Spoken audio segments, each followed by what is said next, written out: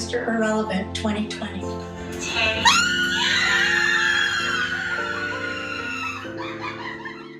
So every year when the draft rolls around, I have the opportunity to present a unique story from pretty much any draft in NFL history, just anything draft related, right? But for some reason that I can't even explain, despite having the opportunity to choose between blue chip quarterbacks and top 10 picks and all of these cats, I usually just become fixated on the story of some cat that the majority of y'all never even heard of. Last year I did a video on the last 10 Mr. Irrelevants from 2010 to 2019. And if you're unaware, Mr. Irrelevant is a title given to the final player drafted in the NFL draft every single year. Now, as I discussed in the video in a lot more detail, the vast majority of these guys have extremely short careers. As a matter of fact, 2009's Mr. Irrelevant, probably the greatest player to ever hold the title, kicker Ryan Suckup, actually remained on an NFL roster long enough to watch the next 7 or 8 guys both start and finish their career. But while he's only got 1 season under his belt, 2020's Mr. Irrelevant Tay Crowder is looking to buck that trend. Tay Crowder not only made the New York Giants roster, but was actually a real contributor to what was the NFL's 9th ranked defense. Dude's football career has not been easy. The whole thing has literally been an uphill battle, and dude came a very long way from where he started. From being barely recruited as a high school running back to being buried on the depth chart at Georgia after a last-minute scholarship, he didn't receive an invite to the NFL Combine or the Senior Bowl, and then, thanks to the pandemic, he had his pro day canceled. Imagine being a late round pick with limited tape and then not even having the opportunity to get in front of scouts. I cover a bunch of these cats, and last year was not an easy time to be a late round pick, I promise you. Thanks to the fact that his pro day was canceled, a cat who probably could have been a 4th or 5th round pick slid all the way to the end of the draft and was blessed or cursed with the illustrious Mr. Irrelevant title, which is jokingly called an honor, but it's only led to a sustained NFL career like once or twice in the last decade. But despite all of that, Tay Crowder's doing his best to make lemonade out of lemons, turn shit into sugar, and of course, make Mr. Irrelevant relevant. This is what happened to Tay Crowder, the underdog of underdog stories. Kick back, I know y'all gonna enjoy this one, man. Without further ado, y'all already know what time it is. Cue the Wayne.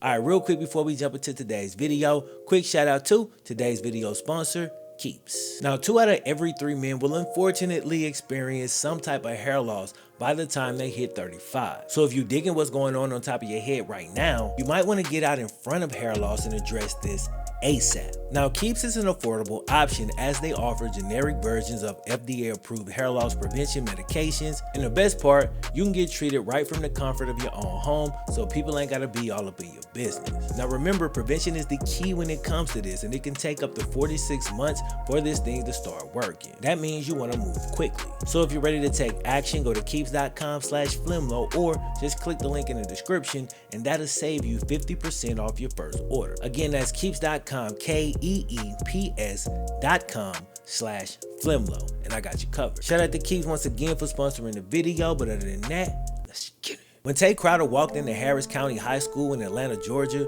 dude was a scrawny wide receiver who, like many of us, had a childhood dream of one day playing in the NFL. At 6'1", 175, he had decent size for a receiver, but didn't have the speed or agility necessary to excel at the position at a high level. As a high school freshman, he was an okay athlete, but didn't look like he had a D1 future, and definitely not an NFL one. So dude definitely started out as an underdog. Many times when we find ourselves in these situations where we aren't celebrated or people don't expect much from us, we tend to kind of fall into that victim mentality. Oh, I wasn't blessed with elite athleticism or superior intellect or amazing good looks, you know? But embracing that underdog mentality can be a powerful tool that can move you forward in a variety of situations. This is why some of the greatest players of all time across sports continue to create narratives in their heads about people doubting them. How many Super Bowls will it take before Tom Brady doesn't feel like an underdog? There is no number. He'll never let go of that mentality because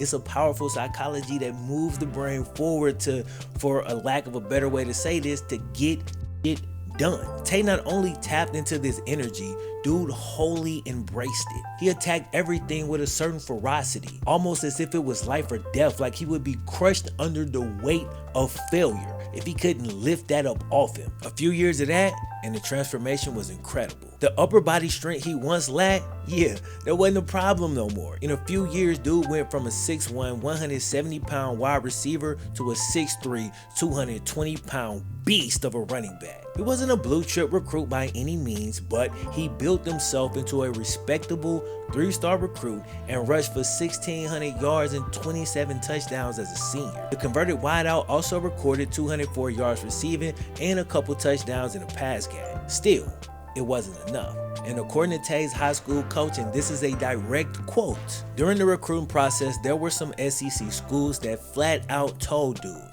you're not going to play here, and you're not gonna be able to play in the SEC. Basically stomping on dude's dreams like Rick James on Eddie Murphy's couch. But because he'd already fully given himself over to the underdog mentality, this only fueled Tay Crowder even more, and he vowed to prove them all wrong.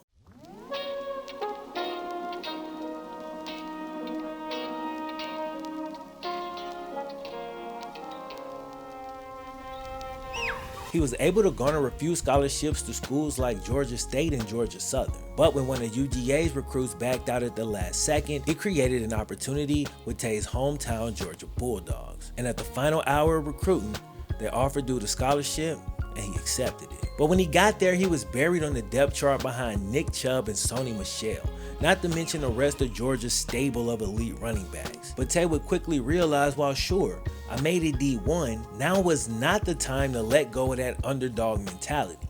If anything, it was time to double down. But before he could really get things moving forward, a tragedy pulled him back. One of Tay's close childhood friends would unfortunately lose his life in a motorcycle accident. His name was Cortez Johnson, and he and Tay were like brothers. Before that point, nothing had stood in Tay's way of making his dream of getting to the NFL come true. But this was different. So Tay left school and went home following the loss of his friends, and he stayed there for weeks. His coaches kept calling to get him back to school, but dude was stuck. He was down. This is why he decided to get his prominent neck tattoo.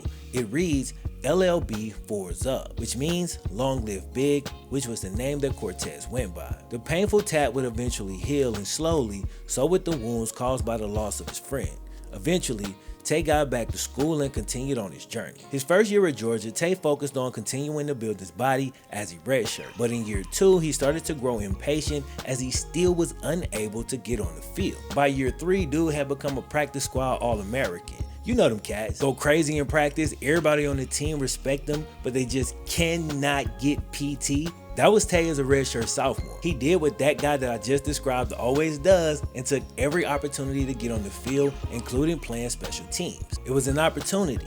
He not only took it, he made the absolute most of it. Tay would routinely make splash plays on special teams. In 2017, he recovered an onside kick that led to a field goal right before halftime of a playoff game. That 3 points was crucial as the game went into overtime and Georgia eventually won. And if he doesn't make that play, they don't go to the national championship that year. But not only did he have good hands and a knack for making plays, he was not afraid to smack dudes routinely on special teams. That's actually what opened the coach's eyes to a different possibility. What if this kid with the crazy work ethic who all our guys love, who happens to be buried on the depth chart at running back, what if he changed positions? By 2018, Tay was a redshirt junior, and while both Nick Chubb and Sony Michel had moved on to the NFL as top draft picks, in slid DeAndre Swift and Elijah Holyfield. Perhaps Tay was already beginning to feel irrelevant way back then. But when the coaches approached him about a possible position change, dude didn't blink. He was down. He agreed before he even knew what position he was switching to. Now, as a cat who started out playing wide receiver myself, let me just be completely honest. When I was in college, with my messed up mind state at the time, if my coach would have approached me and talked about moving to linebacker, I don't think I would have bought into that. Like, I would have had an issue with that. But Tay actually had the right attitude. This is the way you're supposed to attack it. He made the switch, bought in, and it was the best decision dude ever made. During his final 2 seasons at UGA, the wide receiver turned running back turned linebacker became a starter at the linebacker position. During those 2 years, he put up solid numbers, showed good instincts, willingness to hit, solid coverage skills, and he quickly learned the position. He became a force, a very respectable linebacker who had an outside shot at achieving his ultimate goal of making it to the NFL. But when it was all said and done and his college career was over, as far as NFL projections go, he was definitely an afterthought, something that he could address had he had the opportunity to attend the NFL draft, the Senior Bowl, or at least had his pro day. But like we spoke about earlier, Georgia's pro day was canceled, and Trey's long shot at the NFL kept getting longer and longer and longer, to the point where he was basically shooting from outside the arena. When draft day finally came, the rounds flew by, and before he knew it, there was only a few picks left. Then, after watching 254 other guys have their dreams come true, Tay sit there and watched the long-ass Mr. Irrelevant presentation, and when it was finally over and it was time to make the pick, oh my goodness, the New York Giants select Tay Crowder. Mr. Irrelevant 2020.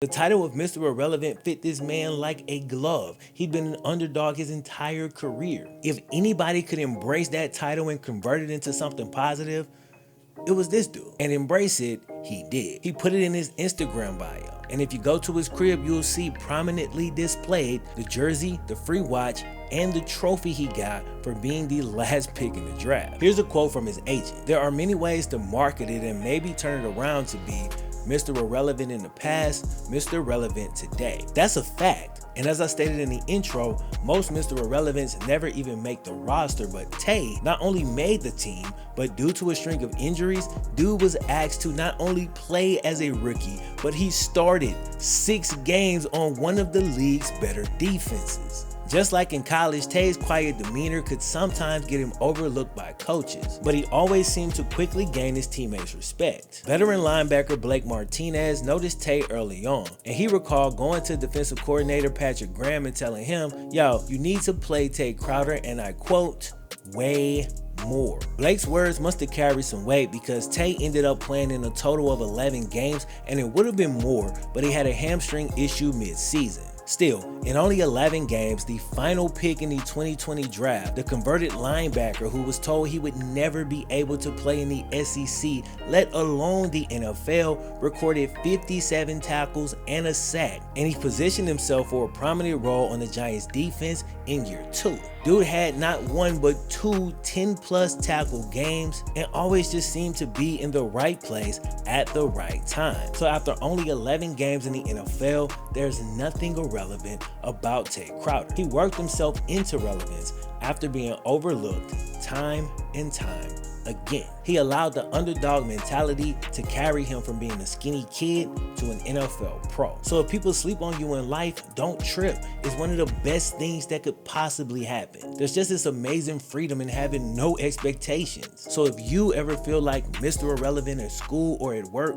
remember this story. And remember how Tay Crowder proved everybody wrong who said he wasn't good enough. And when the time finally comes to make a play, that moment to show and prove to everybody what you're really made of, have confidence in the work you put in. And then all you gotta do is what you've always done best.